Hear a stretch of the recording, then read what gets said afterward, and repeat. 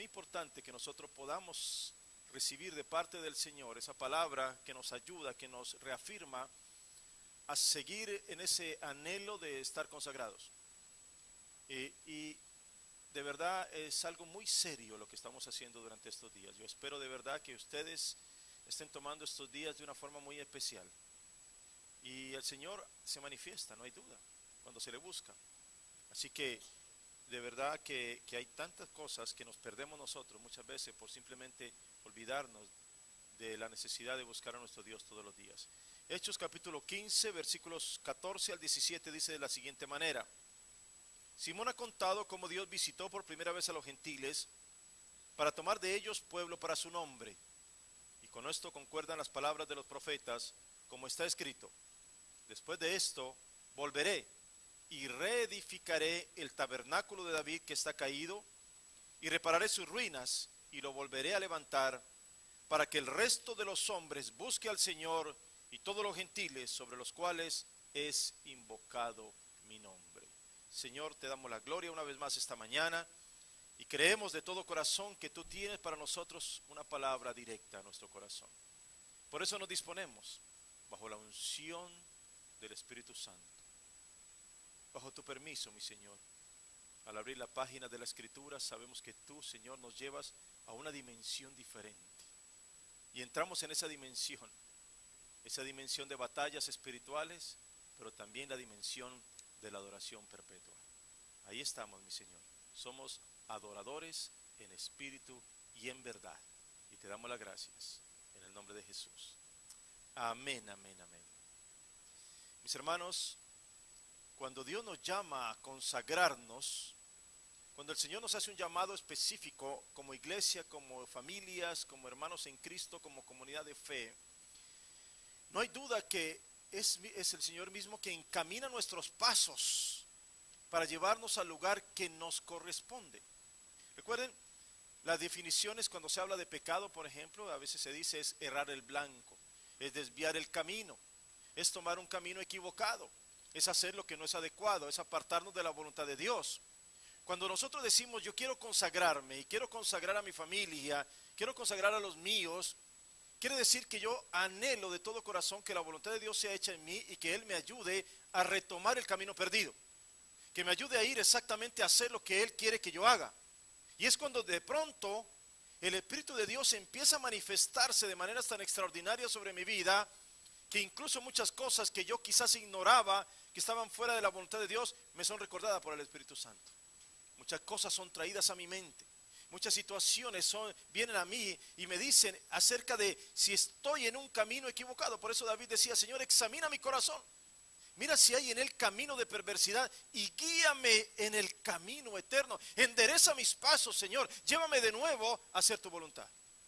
Por eso yo quiero de verdad invitarlos, exhortarlos esta mañana para que tomen muy en serio este tiempo de consagración.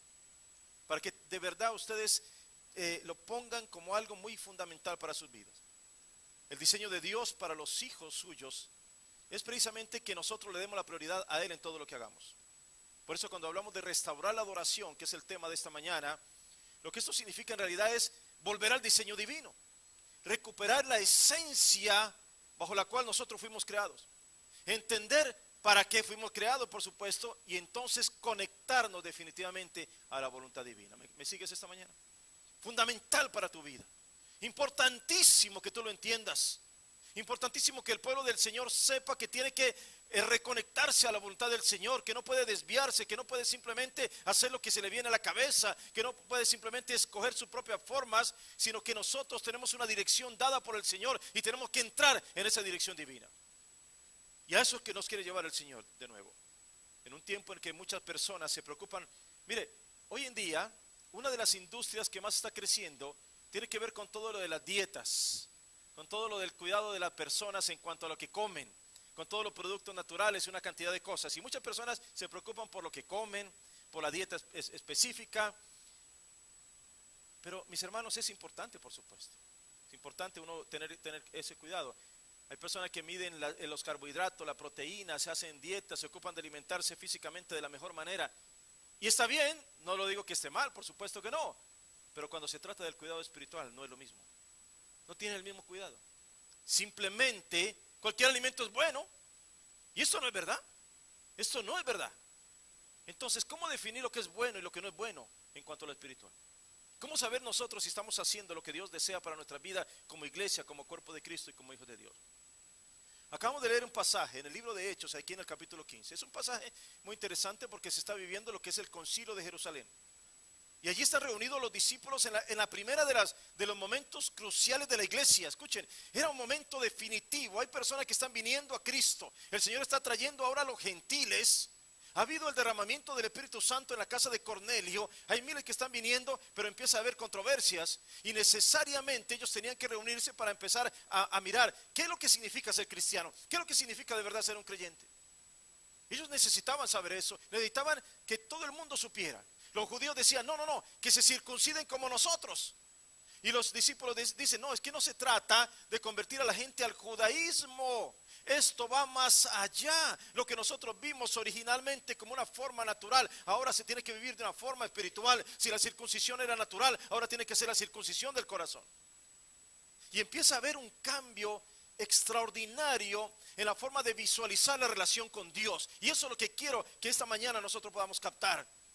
Porque no nos podemos quedar simplemente en las formas antiguas, sino que tenemos que ir a la renovación que Dios mismo nos ha llevado a través de su palabra. El Señor establece un tabernáculo en la antigüedad, el tabernáculo de Moisés. En ese tabernáculo se hacían sacrificios, se llevaban animales para que fueran llevados allí y la expiación de los pecados se sacrificaba en ellos y las personas se iban en ese día libres de pecado. También se usaba para otro tipo de cosas, pero era importante todo lo que allí se hacía como parte de una conexión que el mismo Señor había establecido. Pero más adelante hay un cambio rotundo. Más adelante David viene y establece también un tabernáculo, pero ahora ese tabernáculo no es de sacrificios de animales, ahora ese tabernáculo es un tabernáculo de adoración. Ahora entra a un nuevo nivel. En ese tabernáculo de David no se llevaban animales. No había derramamiento de sangre. El arca del pacto estaba cerca de ellos. No tenían que ir hasta el lugar santísimo para entrar allá, sino que alrededor del arca los sacerdotes podían ministrar en libertad. Y lo que nosotros tenemos que llegar a entender es que un verdadero adorador se reconoce porque entiende la libertad que el Señor le ha dado para entrar al lugar santísimo, y allí entra y alaba al Señor sin cesar. Y no se detiene. Y entiende el sentido de lo que Dios le ha dado. Así que Jacobo se pone en pie delante de todos los hermanos y empieza a hablar y dice, mire, definitivamente es muy importante que nosotros entendamos lo que Dios está haciendo. No nos perdamos la revelación divina. Cristo habló con su vida, Cristo habló con su palabra, Cristo habló con su muerte y Cristo habló con su resurrección. Y nosotros tenemos que entender lo que Dios está hablando para nuestras vidas. Así que por eso él le dice, de nuevo va a la escritura y dice, después de esto volveré y reedificaré el tabernáculo de David que está caído, anunciando la escritura que se había dicho antes. Repararé su ruina, lo volveré a levantar para que el resto de los hombres busque al Señor y todos los gentiles sobre los cuales es invocado mi nombre. Mis hermanos, tenemos que entender esta esencia. David se enamoró de la presencia de Dios. Así que en determinado momento él dice, bueno, llevemos el arca del pacto para que estemos allá y para que podamos adorar. Pero resulta que en el momento, eso está en 2 de Samuel 6, están llevando el arca y la empiezan a transportar hacia Jerusalén. Y David y toda la gente estaba danzando alrededor y había un simbolismo de alegría, de gozo, de regocijo en la presencia de Dios. Pero dice la palabra que en un momento determinado lo que era fiesta se convirtió en un funeral. Porque de repente el arca se iba a caer y entonces Usa la detiene, le pone la mano y entonces inmediatamente se enciende la ira del Señor y allí muere en aquel lugar. Así que David dice, no, entonces no podemos hacer esto. Deja el arca en la casa de Obededom. Él no quiso arriesgarse para que alguien más muriera de pronto en el trayecto, así que la deja allá. Y parece que se olvida de esto, pasan tiempo, de pronto 3 meses, y de repente un día llega un mensajero a la casa de David. Y le dice, rey, vengo a traerte noticias de Obededón. David inmediatamente piensa, claro, seguramente alguien tocó el arca, así que también se murió. A ver, dime, ¿dónde es el entierro? Pero lo que le dice el mensajero es, no, todo lo contrario. Nadie ha muerto, más bien la casa de Obededón ha sido prosperada como ninguna otra. El favor de Dios ha estado con él durante estos 3 meses que el arca ha estado allí. Y David se preguntaría, ¿cómo es esto? La misma arca, la misma presencia, pero a uno lo mata y lo fulmina de manera inmediata, pero a otro lo prospera en abundancia y el favor de Dios está con él. David no sabía que Obededón significa adorador siervo, que allí en aquel lugar estaba un hombre dispuesto a adorar al Señor y servirlo siempre con todo su ser. Y Obededón pensó esto, dijo, la presencia del Señor está en mi hogar, todo lo demás deja de ser importante. Así que dispuso su hogar para que fuera siempre un lugar de adoración al Señor. Como resultado de esto, la prosperidad llegó a la casa de este verdadero adorador. Obededón cambió todo en su casa para vivir en función de la presencia del Señor, y sin duda descubrió que no hay nada más importante en este mundo que vivir para aquel que tanto nos perdonó y que nos dio la vida eterna. David entendió la responsabilidad de tener la presencia de Dios. Entonces dice, bueno, todo hay que hacerlo a la manera del Señor. Dios no comparte su gloria con nadie. Mis queridos hermanos, yo quiero decirte esto esta mañana. Tú no puedes tener en tu hogar, por un lado, un lugar donde se le rinde adoración al Señor, y por otro lugar, un lugar donde se le rinde adoración a ídolos o al enemigo. Porque el Señor desea posar en tu casa, el Señor desea habitar en tu lugar. Ahí donde tú estás, donde estás con tu familia, donde te reúnes continuamente, donde creas un ambiente de adoración, donde el Espíritu Santo es bienvenido cada mañana y donde cada noche se le alaba al Señor por las maravillas y bendiciones que ha recibido. El Señor le dice a Zaqueo en determinado momento cuando está caminando por Jericó y lo observa allá y le dice, Zaqueo, baja de ahí porque es necesario que hoy yo pose en tu casa. Yo quiero ir a tu casa.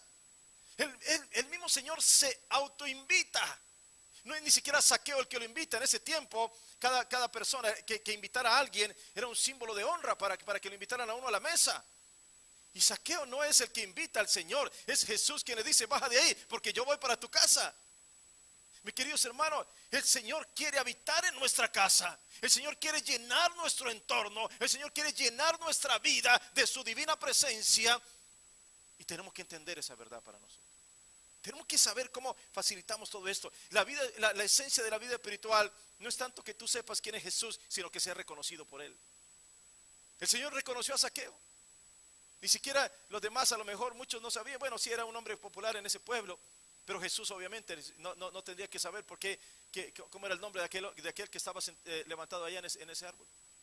Pero lo reconoció porque Él conoce a los que llama. Y entonces, mis hermanos, le hace una llamada y él se va y corre para su casa. Y cuando llega a su casa y le dice a su esposa, rápido, prepara toda la cosa, porque Jesús viene a cenar con nosotros. Y recuerdo alguna vez yo estaba compartiendo esto, que la esposa le diría, bueno, Zaqueo, pero ¿cómo así? ¿Tú invitaste a Jesús? No, él se autoinvitó. ¿Y cómo es esto que él se autoinvitó? ¿Acaso tú no eres el Señor de esta casa? Y Zaqueo diría, hasta hoy yo fui el Señor, de aquí en adelante Jesús es el Señor de mi casa, aleluya, gloria a Dios. Mis queridos hermanos, es necesario que Cristo more en nuestros hogares.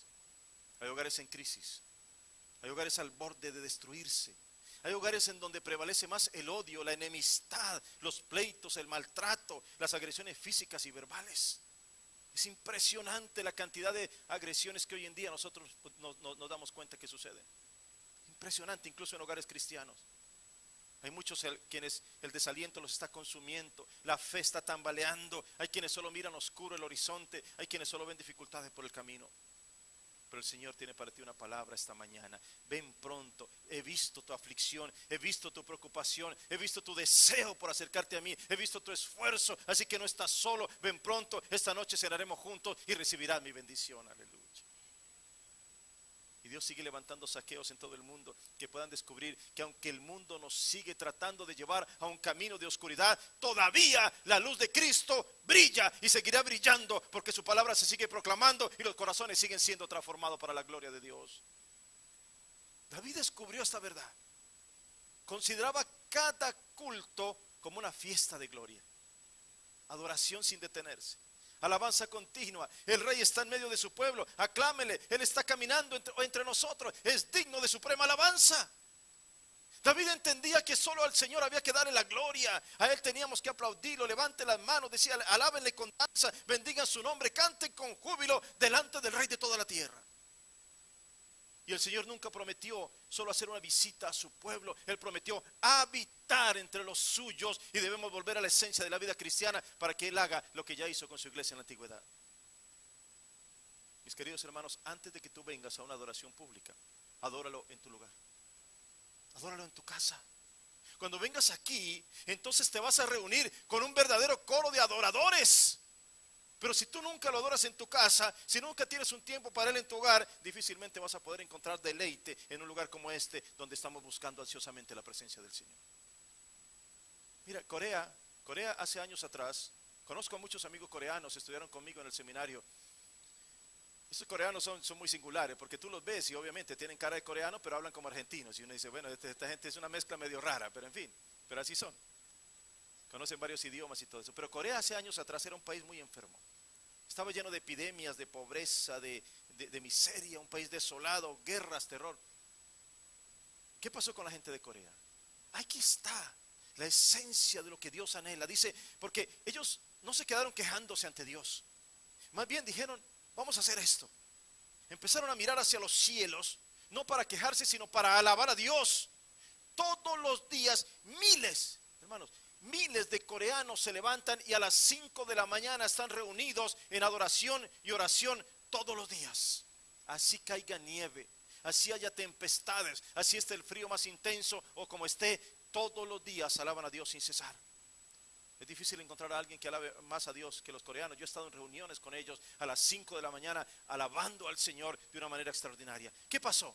Dios responde siempre al que le busca. Siempre Dios tiene una respuesta para el que le anhela. Hoy en día Corea es un país en pleno progreso, crecimiento espiritual, también económico, erradicándose las epidemias de tantas enfermedades que habían. Tienen la iglesia cristiana más grande del mundo, y no solo eso, es el país del mundo que tiene más misioneros que en un día como hoy siguen alabando al Señor en cualquier lugar del mundo mientras traen a miles de personas a los pies del Salvador. ¿Te das cuenta? Es el cambio de pensamiento. Cuando tú alabas solamente puedes mirar hacia los cielos. La alabanza es como el bálsamo que calma el dolor que este mundo te da. ¿Entiendes eso? El mundo te está agobiando. El mundo te está aprisionando, te está metiendo en rejas, te está dañando en muchas ocasiones, daña tu mente, daña tu corazón. El mundo te quiere poner contra el piso, pero la alabanza te levanta de nuevo. La alabanza hace que surja lo mejor de tu corazón. La alabanza te conecta con la fuente inagotable del amor de Dios. Aleluya. Esa es la diferencia entre solamente mirar las cosas del mundo o mirar a Dios. Estaba siendo apedreado, recuerdan ustedes ahí en Hechos capítulo 6, lo estaban matando allí. Pero Esteban solamente tenía su mirada en el cielo. Le estaban cayendo inmensas piedras que le impactaban en el cuerpo, le llovían por todas partes, el dolor era terrible. ¿Qué estaba haciendo él? Él tenía su mirada puesta en el cielo, contemplando la gloria de Dios, mirando a Jesús sentado a la diestra del Padre. Había alabanza en su boca a pesar del dolor. Había adoración a pesar de que llovían esas inmensas piedras por todos lados. Y en el último suspiro ni siquiera maldijo ni se quejó, solo levantó su mirada, clamó al Señor y dijo: Señor, no les tomes en cuenta este pecado. Y se entregó en las manos del Señor. ¿Qué diferencia? Algo sucede cuando ponemos nuestra mirada sobre el Dios de toda la creación y no en nuestra propia situación. ¿Me entiendes? Mis hermanos, nuestra fe crece cuando dejamos de mirar nuestra situación nomás y miramos a nuestro Salvador, Sanador, Libertador y Padre. Si hay algo que está agobiando tu vida esta mañana, si estás peleando contra una adicción que te está aprisionando, mira que tienes un libertador.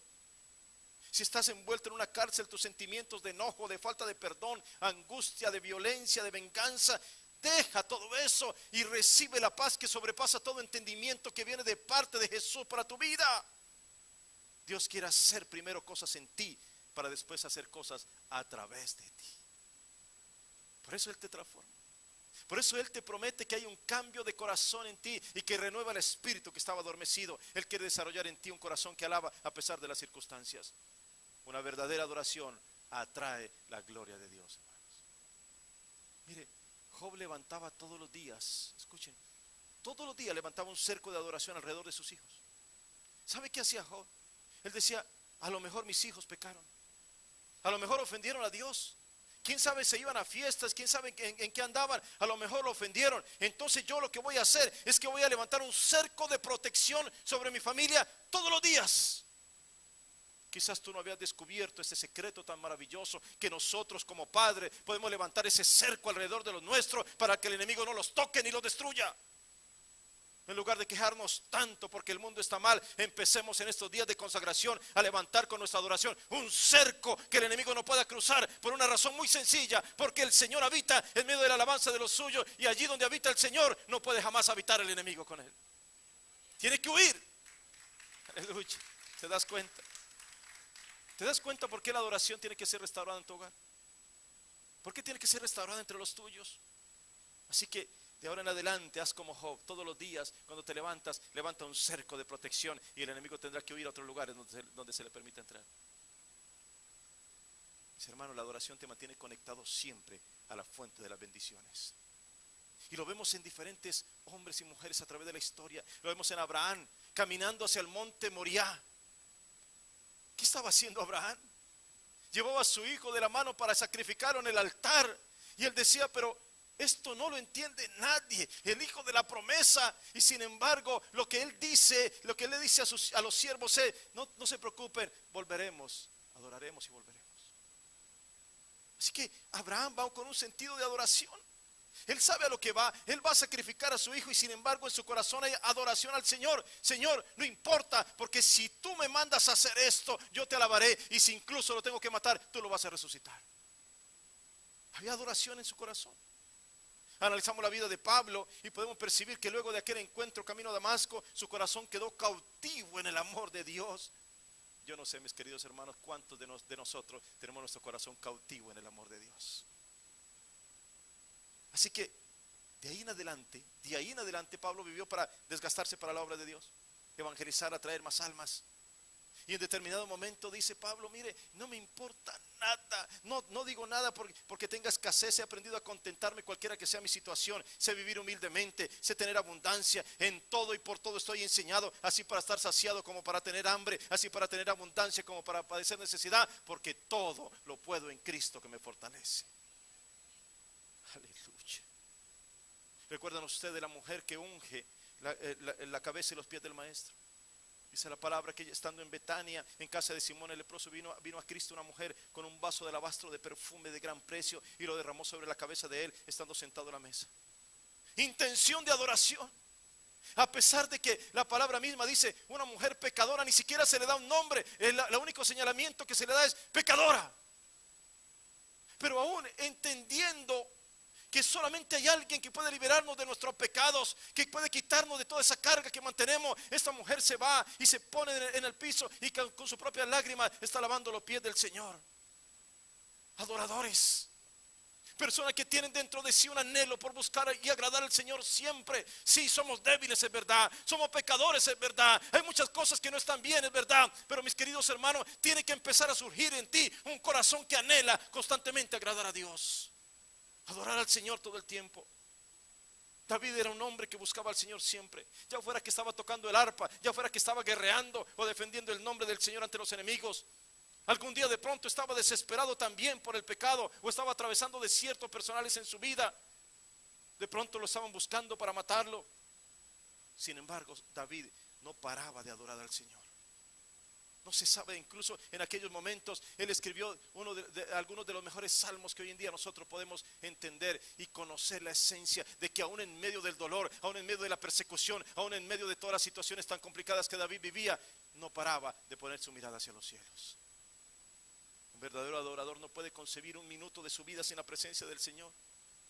Moisés le dice al Señor: si tu presencia no está con nosotros, ni siquiera nos muevas, Señor.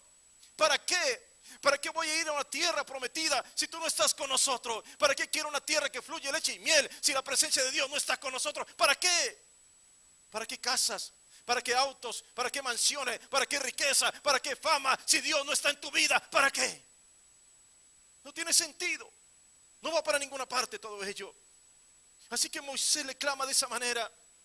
Y cada uno de nosotros tiene que tener ese sentido: Señor, si tú no estás conmigo, no quiero nada, Señor. No quiero ir ni siquiera a ningún lugar. Padre Santo, que tú me acompañes todos los días de mi vida. Y así dice la palabra. Y el Salmo 139 nos recuerda esa presencia del Señor continua sobre nuestra vida. En la mañana Él está con nosotros. Durante el día Él nos acompaña. En la noche mientras descansamos, Él vela nuestro sueño. Nuestro Dios hace presencia permanente al lado de los que le buscan y le anhelan. Alguna vez leí esto. El cristianismo surgió primero en Palestina como una hermandad. Luego se movió a Grecia y se convirtió en una filosofía. Después se movió a Roma y se volvió una institución. Luego se fue a Europa y se hizo una cultura. Y cuando llegó a América se convirtió en una empresa. Se desvió el sentido del cristianismo. La esencia de adoradores. La búsqueda constante del Señor se invirtió, se cambió. Hoy en día tenemos iglesias que parecen empresas más bien, en donde se busca hacer intercambios con Dios. Prométele al Señor tal cosa y que Él te dé tal cosa y cosas así por el estilo, que no tienen nada que ver con una entrega total de mi corazón, sin importar lo que pase a mi alrededor. Hoy en día tenemos a muchas personas que solo dicen: si me bendices te adoro, si me das lo que necesito entonces te alabo, si me respondes entonces ahí sí hago tu voluntad. ¿Y qué pasa cuando las cosas no salen como quieres? ¿Qué pasa cuando en lugar de tener más lo pierdes todo? ¿Qué pasa si en lugar de respuestas tienes más interrogantes? Entonces allí no vas a adorar. Entonces mejor darás la espalda y dirás: esto no tiene ni siquiera sentido adorar a Dios. Job perdió todas las cosas y aún dijo esto. Dice la palabra Job 1:20. Entonces Job se levantó y rasgó su manto y rasuró su cabeza y se postró en su tierra, se postró en tierra y adoró. Y dijo: desnudo salí del vientre de mi madre y desnudo volveré allá. Jehová dio y Jehová quitó, sea el nombre de Jehová bendito. Aleluya. Aún perdiendo posesiones materiales, aún perdiendo su salud física, aún teniendo que afrontar la muerte de sus seres más amados, mantuvo su mirada y esperanza puesta en Dios. Adoró, tributó loor al Señor, confesó su soberanía y magnificencia al Señor. Tenemos que restaurar el ambiente de adoración, mis hermanos. ¿Podrías adorar a Dios hoy, aún estando en medio del dolor? ¿Podrías adorarlo aún si tu ser querido todavía no se recupera de la enfermedad? ¿Podrías hacerlo si aún tus hijos no están en los caminos del Señor? ¿Podrías adorarlo hoy si aún tu economía está por los suelos? Porque si es así, ¿sabes qué significa eso? Que te estás uniendo al corazón de los adoradores, de David, de Pablo, de Job, de Abraham, de todos ellos. Que estás amando al Señor por lo que Él es y no solamente por lo que te da. Por eso lo que hay que hacer es cambiar la actitud de tu corazón, porque desde allí se empiezan a generar los milagros. Un corazón dispuesto para Dios es uno que se dispone para que la presencia del Señor se haga continua en su vida, y en la presencia de Dios cualquier cosa es posible. Aleluya. Recuerda la canción que hemos cantado aquí en algunas ocasiones de Dani Berríos. Si está llorando, alaba. Está sufriendo, alaba. En la prueba, alaba. En los momentos difíciles, alaba, porque tu alabanza Él va a escuchar. Y Él dice: allí nunca vi un justo sin respuesta o quedar en sufrimiento. Basta solamente esperar lo que Dios irá a hacer, porque cuando Él levanta sus manos es hora de vencer.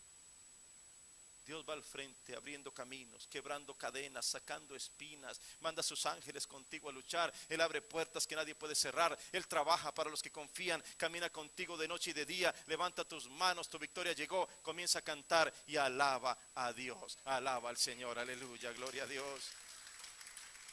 Aleluya. Es día de alabanza, mis hermanos. Es día de adoración. Cuando Jesucristo estaba siendo bautizado, se oyó una voz del cielo que decía: ese es mi profeta. Eso dice. Ese es mi rabí. Ese es mi apóstol. Mis hermanos, ese es mi hijo. Mi hijo amado en el que tengo complacencia. Nada se puede comparar con ser llamado hijo de Dios. Así seas el apóstol más apóstol, o el profeta más profeta, o el reverendo más reverendo, o como te quieras llamar, ningún título es más grande que llamarse hijo de Dios. Aleluya. ¿Cuántos hijos de Dios hay aquí esta mañana? Aleluya. A los que le recibieron, a los que creen en su nombre, se les dio potestad de ser llamados hijos de Dios. Entonces, cuando los hijos de Dios entran en una etapa de consagración, ay, hermanos, los infiernos tiemblan. Hay mucho poder cuando los hijos de Dios se ponen de acuerdo. ¿Me escuchaste bien? Hijo de Dios. El Señor mira desde los cielos y dice: wow, esos son mis hijos en que me complazco. Están consagrados, están adorando, están buscando la presencia del Señor. Indudablemente que el Señor va a ser presencia viva en un lugar como ese. Indudablemente, hay mucho poder cuando los hijos de Dios se ponen de acuerdo. Por eso es que el enemigo quiere dañar este tiempo y quiere confundirnos y nos mete a tentaciones y dificultades, a situaciones espirituales conflictivas. De repente te peleas con el hermano por cualquier motivo. Muchas cosas pueden colocarse como tropiezo para el tiempo de consagración. Porque el enemigo está preocupado porque un ejército de valientes y decididos se está levantando en este lugar para reclamar una victoria contundente en el nombre poderoso de Jesucristo de Nazaret. Mis queridos hermanos, no se detengan, no se asusten. El enemigo ya está vencido, está tratando de asustarnos para que no nos consagremos a Dios, pero tenemos siempre de nuestro lado al victorioso y con él siempre vamos a la fija. Aleluya, gloria a Dios. No hay condenación para el que está en Cristo Jesús. No hay derrota para el que confía en Él. Los que esperan en el Señor, sus fuerzas siempre son renovadas. El pueblo que conoce al Señor se levanta y hace proezas. Los que confían en Él no tendrán falta de ningún bien. Nunca se ha visto un justo desamparado. Ciertamente el bien y la misericordia nos seguirán todos los días de nuestra vida. Somos el pueblo de Dios, un pueblo especial, llamado para anunciar las virtudes de aquel que nos llamó a su luz. Aleluya. Así que mis queridos hermanos, más que reconstruir un tabernáculo, necesitamos rescatar la esencia de la adoración. El Señor anhela ver esa adoración. Por eso el Salmo dice: alabad a Dios en su santuario. Alabadle con la magnificencia, en la magnificencia de su firmamento. Alabadle por sus proezas. Alabadle conforme a la muchedumbre de su grandeza. Alabadle a son de bocina. Alabadle con salterio y arpa. Alabadle con pandero y danza. Alabadle con cuerdas y flautas. Con címbalos resonantes. Alabadle con címbalos de júbilo. Que todo lo que respire alabe al Señor. Aleluya. Gloria a Dios. Gloria a Dios. Mire, Pablo y Silas estaban allí presos. Estaban metidos, golpeados, azotados, metidos en lo más profundo de la cárcel. Y ellos allí no se quejaban. Lo único que se escuchaba desde el fondo de la cárcel allí eran cánticos de adoración, alabando a Dios. ¿Y qué hizo esto? Mire lo que sucedió cuando estos hombres adoraron a Dios en medio de la dificultad. Y quiero que tú tomes esta palabra para ti, porque en medio de la dificultad empieza a alabar a Dios en este momento, en este día. Lo que sucedió allí en aquella cárcel, en medio del dolor que ellos tenían, cuando vino la adoración, los cielos se estremecieron, las rejas cayeron, las puertas se abrieron y ellos pudieron salir completamente libres porque el Señor estaba allí en medio de la adoración de los suyos. Aleluya, gloria a Dios. La mujer samaritana estaba empeñada en mostrarle a Jesús la importancia del lugar donde se adoraba. Ella le decía: nosotros adoramos en este monte, pero ustedes adoran allá. Ellos estaban en suelo samaritano.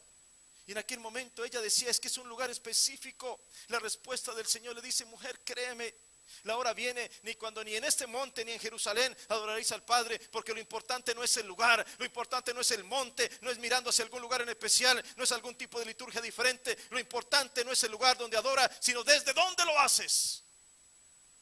No es tanto que tengas que buscar un lugar específico, sino que tienes que escudriñar en tu corazón y ver si esa adoración surge de lo más profundo de tu ser. Lo importante no es dónde adores, sino desde dónde. Con todo tu corazón, con toda tu alma, con toda tu fuerza, en espíritu y en verdad. Aleluya. Aleluya. Y termino con lo siguiente esta mañana, mis hermanos. Hay una historia real de un atleta. Se preparó por 12 años para ganar una medalla olímpica. Escuchen, se dedicó por completo a correr. Cada día perfeccionaba su talento natural. Pero en medio de todo ello, él dijo que su papá nunca se interesó por él. Él nunca se interesó en tener una buena relación con su padre. Simplemente estuvo distante, no le importaba para nada lo que su padre pensara acerca de su carrera o si estaba pendiente de sus competencias. Este joven cada día ganaba y ganaba y ganaba más y fue creciendo en todo ello, ganando muchas competencias, pero su padre siempre fue un extraño para él. Finalmente clasificó a las Olimpiadas. Esto es una historia real. Todo el trabajo que él había hecho. Llegó a los Juegos Olímpicos y era el gran favorito para ganar aquel día. Y empezaron las eliminatorias y fue ganando sin problema, avanzando, hasta que clasificó a la competencia final. Aquel día era el favorito para ganar la medalla de oro. Había ganado todas las pruebas anteriores, tenía los mejores tiempos, se perfilaba como el seguro ganador. Lo llamaron a la pista. En aquel momento en que todos estaban listos para partir, los estaban observando millones de personas, escuchen, alrededor del mundo, a través de la televisión. Había personas allí en el estadio, había miles y miles y miles, y en el lapso de un segundo, en un pequeño instante, se le cruzó por su mente una pregunta: ¿estará mi padre mirando esta competencia? Escuchen, había millones de ojos mirándolo, pero lo único que le interesaba saber a este joven atleta es si los ojos de su padre estarían en ese momento de su vida mirándolo. Se desconcentró, perdió la carrera, entró en tercer lugar ganando la medalla de bronce, que era algo notable en los Juegos Olímpicos, pero cuando terminó la competencia se quitó la medalla y se fue corriendo a buscar a su padre para restaurar una relación que nunca fue buena hasta ese entonces. ¿Sabes una cosa? La iglesia del Señor Jesucristo tiene millones de ojos sobre ella.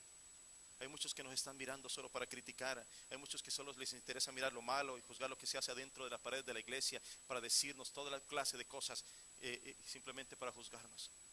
Hay millones que simplemente prefieren mirar de lejos sin atreverse a entrar en ellas. Sin duda, millones de ojos están sobre la iglesia, pero la pregunta para nosotros hoy es: ¿estarán los ojos de nuestro Padre mirándonos en este preciso momento? ¿Habrá Él puesto su mirada en lo que aquí hacemos? ¿Habrá Él reconocido que aquí en este lugar hay verdaderos adoradores dispuestos a cambiar sus vidas para dar testimonio y glorificarlo en todo? Mis queridos hermanos, quiero decirte algo esta mañana. En este instante, en este mismo segundo, los ojos de tu Padre Celestial están sobre ti. Él ha visto lo más profundo de tu corazón. La intención que el Señor tiene contigo es darte más que simples bienes perecederos. Él tiene la intención de llenar tu vida de gloria y de cambiar tu destino eterno, dándote esa salvación anhelada. La pregunta es: ¿estarías dispuesto hoy a correr a los brazos de tu Padre Celestial? Porque si es así, no solamente habrá fiesta en este lugar, sino que la Biblia nos dice que hay fiesta en los cielos cuando un pecador se arrepiente y corre a los brazos de su Salvador.